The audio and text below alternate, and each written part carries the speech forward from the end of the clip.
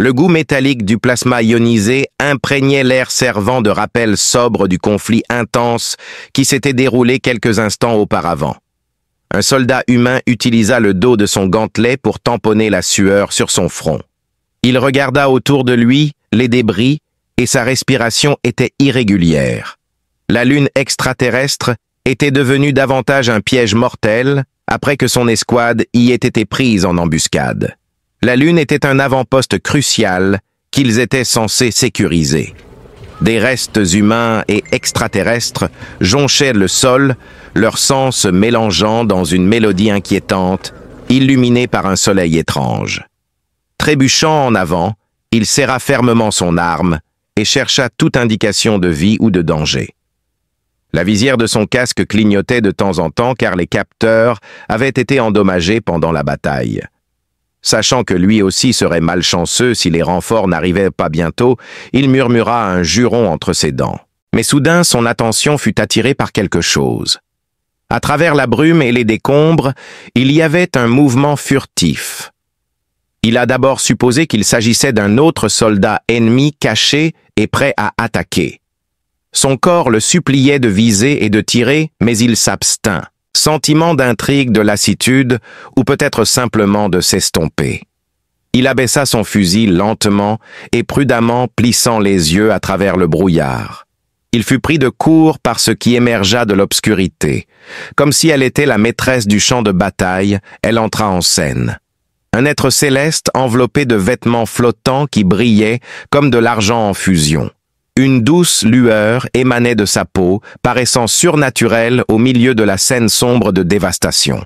Ses longs cheveux d'un violet foncé ondulaient sur son dos capturant et dispersant même les plus petits rayons de lumière comme de la poussière d'étoiles. Elle ne semblait pas être armée, pourtant elle dégageait une aura d'autorité qui inspirait la crainte et le respect. Le temps semble s'arrêter un instant. Même respirer était un défi pour le soldat. L'être qui se tenait devant lui réfutait toutes ses connaissances antérieures en biologie et en raisonnement. Était-elle venue d'une autre planète, en tant que reine guerrière, la progéniture du dieu mythique? Alternativement, cela pourrait n'être rien de plus qu'une hallucination, induite par l'adrénaline et l'épuisement. Sa voix, à la fois musicale et autoritaire, brisa l'enchantement. « Vas-tu me tirer dessus ou juste me fixer ?» Il cligna des yeux plusieurs fois avant de trouver le courage de répondre, mais la question le ramena brutalement à la réalité. Il a dit faiblement « pas de tir », puis il a complètement posé son arme. « À moins que tu ne me fournisses une explication », dit-elle avec une expression qui ne pouvait être interprétée que comme de l'amusement sur son visage. Un sourire subtil qui, d'une manière ou d'une autre, rehaussait son apparence déjà époustouflante. Elle répondit « Bon choix », tout en se perchant légèrement comme si elle l'observait. Même s'il était dans une douleur atroce, il réussit à se redresser et murmura « Vous, les humains, êtes toujours si prêts à détruire ce que vous ne comprenez pas. » Pas tous, cependant. Il essayait encore de comprendre les choses. Elle haussa un sourcil, son expression oscillant entre la curiosité et la suspicion. D'un geste léger, elle se rapprocha, disant « Débrouille-toi ». Cependant, il sourit et avertit « Fais attention », en s'appuyant nonchalamment contre une formation rocheuse voisine. Il haussa les épaules nonchalamment, bien que son cœur battait plus vite qu'il ne le devrait. Après tout, ne sommes-nous pas ici pour rencontrer de nouvelles espèces ? Découvrir leurs secrets et peut-être trouver un terrain d'entente. Oh, le coin de sa bouche se courba vers le haut. Et que se passe-t-il quand quelqu'un te défie soldat? Je me montre à la hauteur. Elle secoua la tête en désapprobation, son rire résonnant comme des carillons éoliens. Terrain d'entente, demanda-t-elle, son ton trahissant sa frustration. Votre espèce a une façon particulière de chercher à se connecter, n'est-ce pas? D'abord, vous envahissez notre territoire. Ensuite, vous vous attendez à ce que nous partagions le thé et les politesses. Et je ne me suis pas inscrit pour cette merde d'invasion. Il devint soudainement sur la défensive. Son ton était celui de l'observation, pas de l'hostilité, mais les mots le frappèrent néanmoins comme un coup à l'estomac. La culpabilité monta en lui, mais il se força à la regarder dans les yeux quand même. Il est possible que j'ai eu de la chance. Il s'arrêta déconcerté par sa nouvelle confiance. Peut-être que tu me laisses vivre? Son regard se rétrécit, et il pensa apercevoir une lueur de surprise dans ses traits. Puis elle sourit lentement et délibérément à nouveau. Peut-être que oui. Leur relation changea, devenant moins hostile et plus chargée de quelque chose d'autre. Quelque chose n'a pas été dit, mais avant qu'il puisse y réfléchir davantage, un grondement sourd secoua la terre. Des renforts. Sont-ils là? Murmura-t-elle, jetant un coup d'œil vers l'horizon, où des formes sombres commençaient à se matérialiser dans le ciel. Les tiens, je suppose. Son hochement de tête sombre indiquait que son transport était arrivé. Il pouvait sentir le poids de la responsabilité le ramener dans le conflit. Elle murmura « Alors je suppose que c'est un adieu ?» Mais son expression était illisible. Pas nécessairement. Il fut pris de court par sa question audible, et il s'éclaircit la gorge maladroitement. « Je veux dire, épouse-moi. » Avec cela, le silence descendit sur le champ de bataille comme un lourd rideau. Ils se figèrent un instant avant qu'elle n'éclate d'un rire sincère qui le fit frissonner. « Vous les humains avez vraiment le sens du drame, n'est-ce pas? » Eh bien, il se gratta la nuque d'un air penaud. « C'était une blague, » railla-t-elle les yeux pétillants de joie. « Épouse-moi comme ça. » D'une certaine manière, son attitude était passée de la peur à la curiosité et peut-être à quelque chose de plus profond qu'il ne pouvait pas tout à fait identifier. Il murmura une admission, sa voix baissant à un volume bas, peut-être que ce n'était pas entièrement une blague. En réponse, son sourire s'adoucit, devenant presque délicat. « J'aimerais bien » murmura-t-elle si doucement qu'il faillit ne pas l'entendre, mais il l'entendit. Et avec ces deux mots, tout son monde s'arrêta. Le vaisseau de transport rugit en descendant, envoyant de la poussière et des débris tourbillonner dans les airs alors qu'il planait au-dessus du champ de bataille. Le soldat restait immobile, incapable de comprendre ce qui venait de se passer. Avec un sursaut, il se tourna pour voir l'un de ses camarades de l'escouade agiter frénétiquement les bras, l'exhortant à monter à bord rapidement. À contre-cœur, il arracha ses yeux de la princesse extraterrestre et courut vers le vaisseau, jetant finalement un coup d'œil par-dessus son épaule avant de grimper à l'intérieur. Avait-elle vraiment dit ce qu'il pensait avoir entendu, ou son esprit fatigué lui jouait-il des tours? « Capitaine !» quelqu'un cria derrière lui, le ramenant à l'attention. Son esprit s'emballa alors que l'écoutille se fermait et que le vaisseau décollait. Qui était cette femme? Pourquoi l'avait-elle épargnée? Et surtout, que voulait-elle dire quand elle a dit « Je souhaite ». Ses coéquipiers semblaient épuisés en le croisant, mais personne n'osait poser de questions sur la mystérieuse femme qui avait changé le résultat de la mission. Alors que certains chuchotaient entre eux, spéculant sur son allégeance, d'autres regardaient devant eux avec indifférence, trop traumatisés par les événements de la journée pour s'en soucier. Cependant, il se retrouva fixé sur elle, et pas seulement à cause de sa beauté évidente. Plutôt, il ne pouvait se défaire de l'étrange lien qu'ils avaient partagé en ces moments fugaces, un lien qui allait au-delà de la simple attraction physique. Alors que le vaisseau se précipitait à travers l'espace, les ramenant à la base, les heures semblaient filer. Quand ils arrivèrent, la plupart de l'équipage avait succombé à l'épuisement, ne laissant qu'un petit groupe éveillé pour informer les officiers supérieurs. Sans surprise, les questions fusaient. Comment avait-il réussi à échapper à l'embuscade? Quelles informations avait-il recueillies? Ig avait-il des survivants dignes d'être interrogés? Il hésita, ne sachant pas comment décrire sa rencontre avec la princesse extraterrestre sans passer pour un fou. Il restait vague, mettant l'accent sur les détails tactiques plutôt que sur les dynamiques interpersonnelles, mais il sentait que personne ne croyait à son histoire. Ce n'était pas entièrement de sa faute. Cherchant du réconfort dans ses quartiers après le débriefing, il s'assit dans la pièce faiblement éclairée et revécut mentalement leur rencontre, analysant ses mots et ses gestes à la recherche de significations cachées. Plus il réfléchissait, plus il devenait certain que sa déclaration « Je souhaite » n'était pas une moquerie. Malgré son allure royale, elle semblait aspirer à quelque chose ou à quelqu'un qu'elle ne pouvait pas avoir. Sa voix avait un air de mélancolie, comme si elle éprouvait la même attraction inexpliquée pour lui qu'il ressentait pour elle. Dans sa quête de réponse, il plongea tête la première dans les rapports de renseignement et les documents secrets recueillant tous les détails qu'ils pouvaient découvrir concernant la race extraterrestre qu'ils avaient rencontrée, une race dont la technologie dépassait la compréhension humaine et dont la culture était enveloppée de mystères et de traditions, et qui se connaissaient eux-mêmes sous le nom de Velari. Les humains les avaient appelés célestes en raison de leur apparence lumineuse.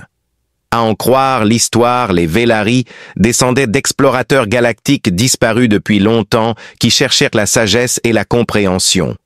Au fil des âges, ils se sont transformés en êtres d'énergie capables de contrôler la matière et de plier la réalité à leur volonté. Malgré leur immense pouvoir, ils étaient incroyablement protecteurs de leur monde natal, le quittant rarement, sauf en cas d'absolue nécessité. Du moins, c'est ce que disaient les archives. Ces papiers froids ne l'avaient pas préparé à la profondeur de la femme qu'il avait rencontrée, ni à la gamme d'émotions qu'elle avait suscitées. Les semaines passèrent, et il ne parvenait toujours pas à chasser son sourire de sa tête. Il rêvait de sa voix qui était à la fois étrangement belle et incroyablement distante pendant les exercices d'entraînement.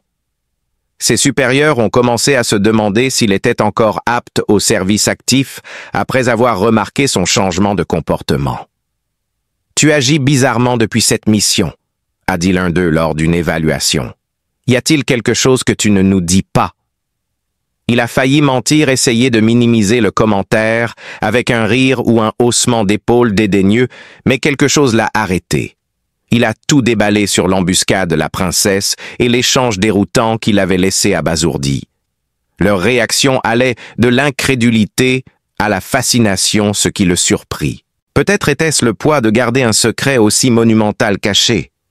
Quoi qu'il en soit, il ne pouvait pas avancer tant qu'il n'avait pas affronté la vérité. L'officier se pencha en avant, les coudes posés sur le bureau, et demanda gravement « Vous réalisez ce que cela signifie ?» Le soldat fit une blague faible, mais l'officier secoua la tête en désapprobation, disant « Cela pourrait tout changer. » Le seul son qui brisait le silence pesant était le bourdonnement des lumières fluorescentes au-dessus de leur tête. Si ce que vous dites est exact et qu'elle représente effectivement la direction des Velari, alors nous pourrions avoir trouvé une opportunité unique dans une vie. Les mots « diplomatie »,« alliance » et « paix » le firent pleurer. Il faisait écho à l'espoir auquel il s'était accroché depuis leur rencontre. Cela pourrait-il vraiment arriver? Une rencontre fortuite pourrait-elle réunir deux cultures complètement différentes? Juste au moment où il s'apprêtait à réfléchir aux implications. Cependant, l'ensemble de l'installation fut soudainement réveillé par le son des sirènes.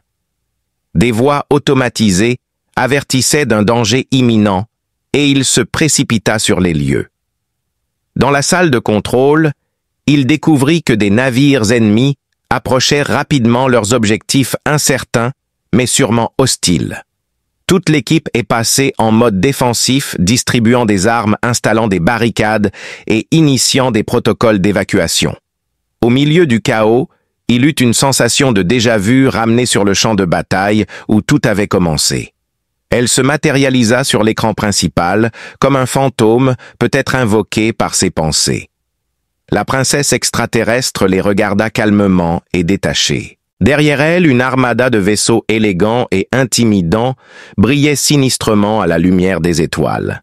Sa voix était déformée et amplifiée par le système de calme alors qu'elle parlait aux humains dans la pièce. « Vous avez violé un terrain sacré.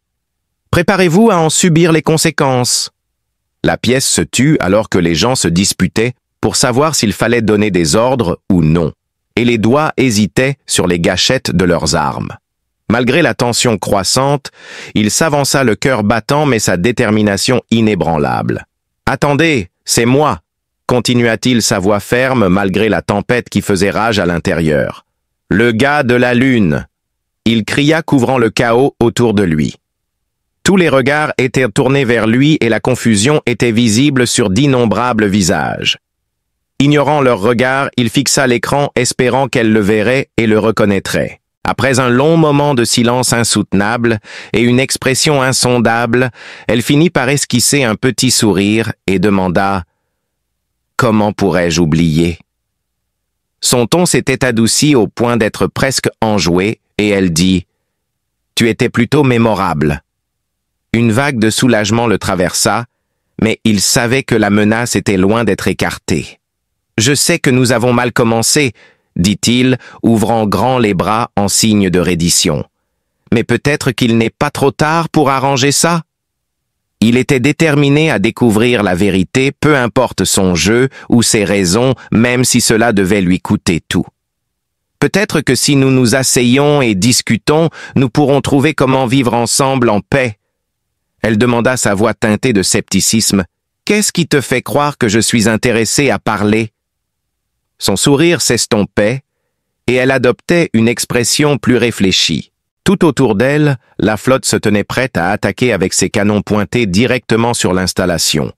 Un seul faux pas ou un signal mal interprété signifierait le désastre. Il affirma sa croyance en les secondes chances et son hypothèse que vous partagez ce sentiment. Ses yeux se plissèrent légèrement, révélant une émotion fugace avant que son masque ne revienne. Il ne pouvait pas dire si c'était de la surprise, de l'admiration ou quelque chose d'autre, mais c'était suffisant pour la maintenir attentive. Après ce qui semblait être une éternité de silence, elle finit par prendre la parole, une trêve pour le moment, mais ne prenez pas cela pour un signe de clémence. Vous affronterez les conséquences de vos actions. Sur ces mots, la transmission se coupa, laissant l'équipage dans un état d'incertitude palpable.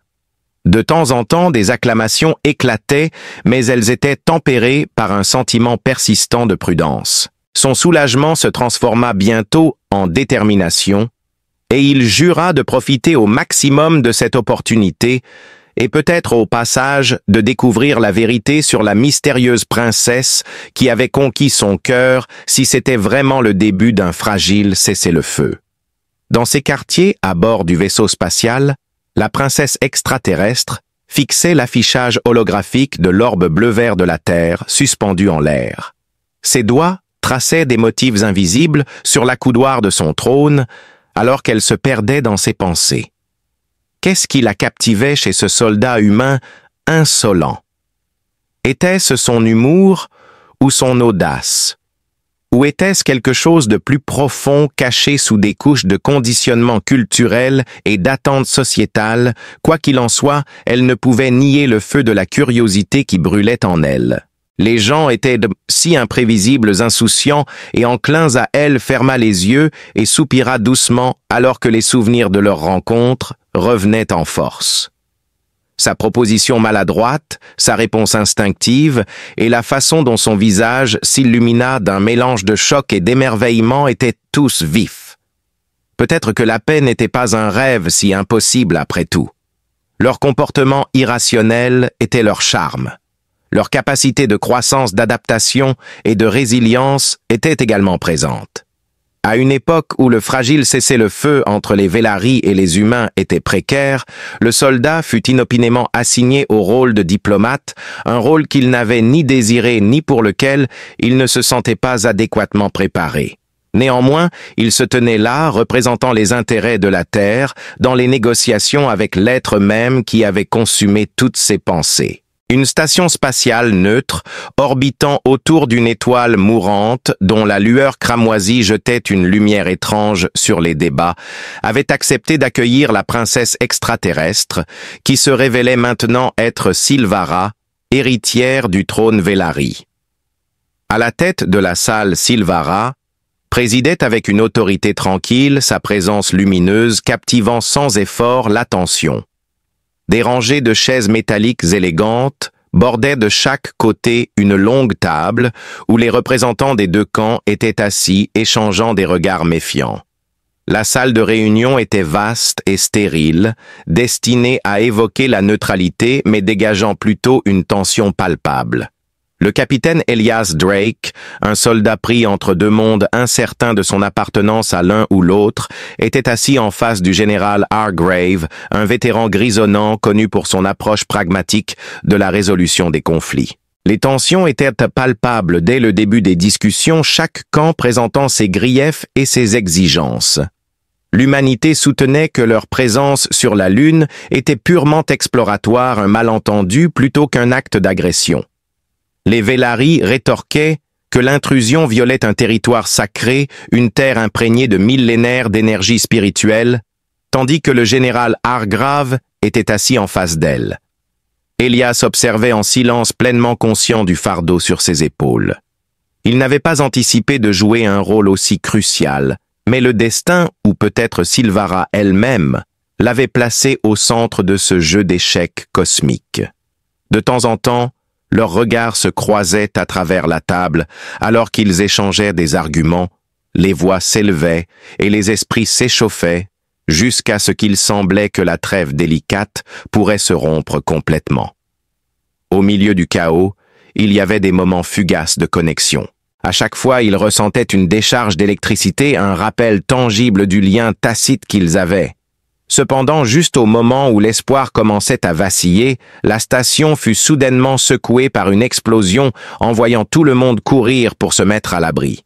Le bâtiment est entré en frénésie alors que des gardes armés faisaient irruption, hurlant des ordres et cherchant le danger.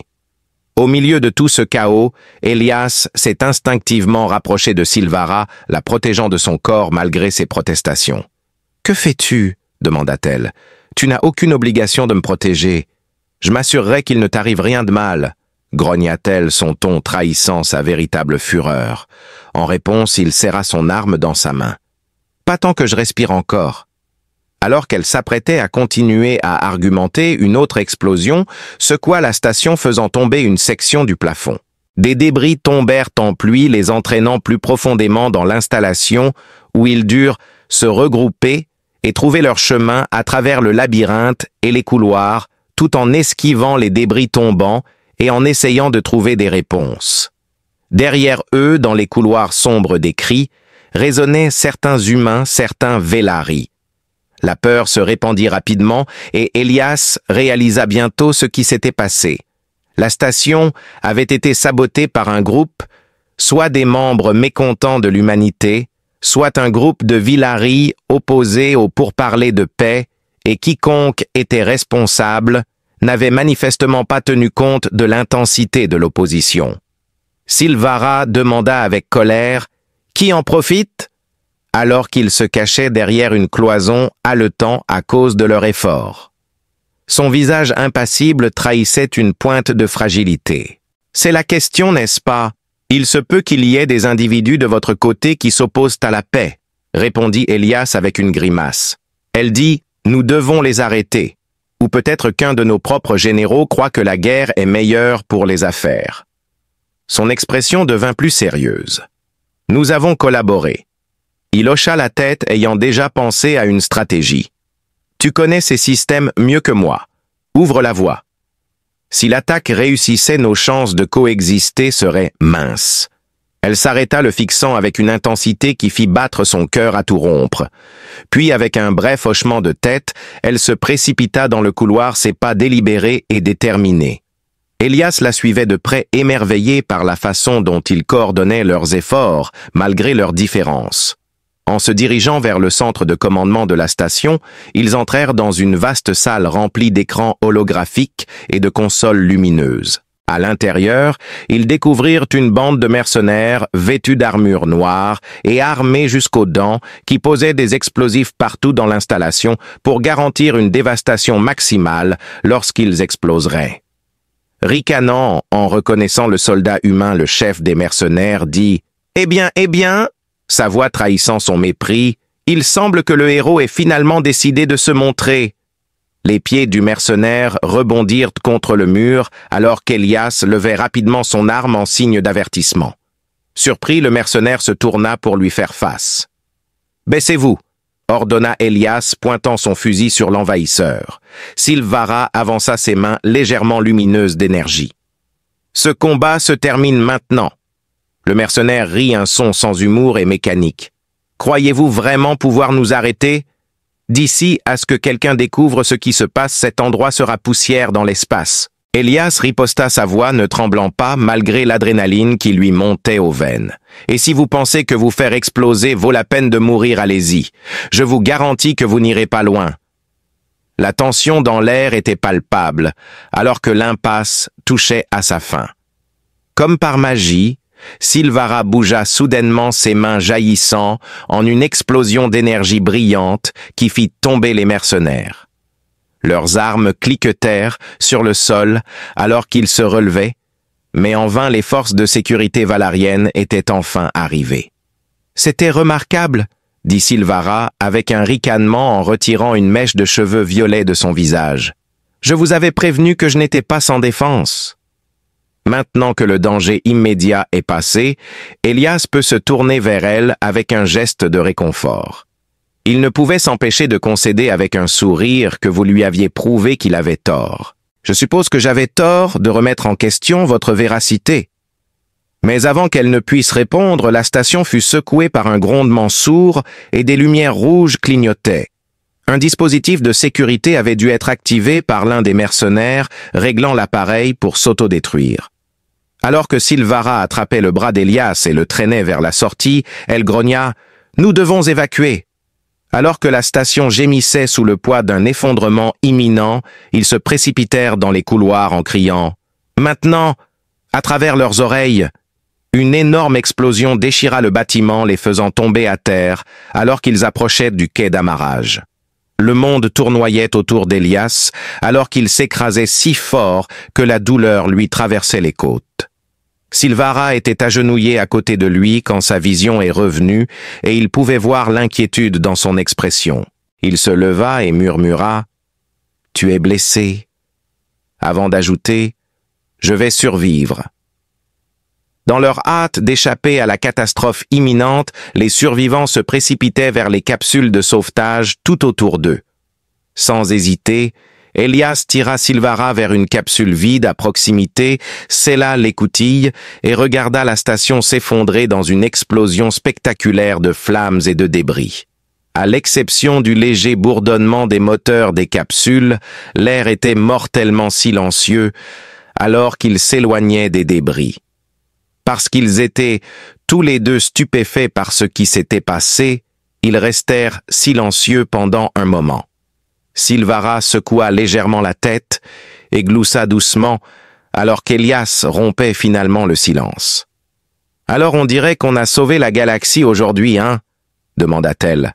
« Ne te laisse pas emporter, » dit-il avec un sourire s'affalant sur le siège. C'était fait trop tard pour être pris en compte. Une idée qui donne à réfléchir lui vint cependant à l'esprit alors que l'adrénaline s'estompait et que les griffes de la réalité le saisissaient. Au mieux, son triomphe était éphémère. Quelqu'un ou des personnes essaièrent de planifier une autre attaque déterminée à empêcher la paix à tout prix. Pire encore, la confiance qui avait été si délicatement établie entre les Valaris et les humains était encore dans un état précaire. Pourtant, une lueur d'optimisme scintillait en lui alors qu'il regardait Silvara, assise sereinement à ses côtés. Il était convaincu d'une chose, quelles que soient les difficultés qui restaient à venir ou les rebondissements inattendus que le destin lui réservait. Il ne les affronterait pas seul. Mais le grand rebondissement était encore à venir et il allait changer toute sa vision du monde, sa compréhension de l'amour du cosmos et de lui-même d'une manière qu'il n'aurait jamais pu imaginer. Elias et Silvara se retrouvèrent au milieu d'une tempête de surveillance publique et de manœuvres politiques dans les jours qui suivirent leur échappée de justesse de la station spatiale fatale.